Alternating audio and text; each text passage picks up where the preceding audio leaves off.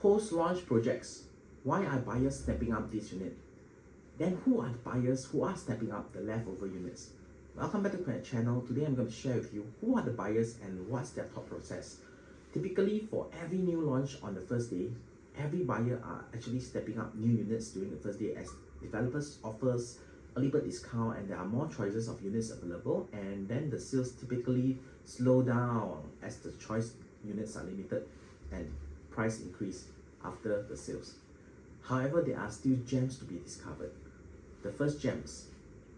Alright, some development prices have not increased for the past 1 to 2 years since day one of sales. These are typically the bigger units that attract the latecomers. Second gem.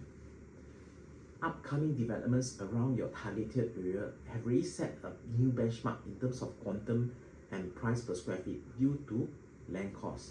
Hence, even though post-launch projects have increased prices, they are still considered safer entry prices as compared to the upcoming new launches.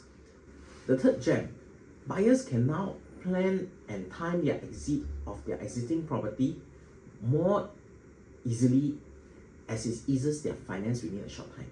As compared to earlier buyers who have sold off their units, they have to rent for 3 to 4 years.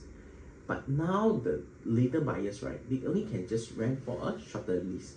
The fourth gems, alright, there's additional discount offered by developers to move sales, especially when there's stagnation of units being sold or when developers just wants to have a sellout. This happens when buyers are being distracted from the new launches happening every 1 to 2 months and the post launches are being neglected. Fifth gem.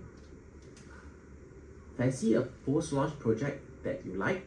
You can just place a booking fee and the unit is yours.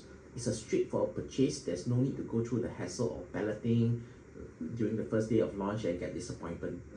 You may go through my previous video on a hidden gem that I have discovered. I'll link it in the link at the end of this video and in the description box below.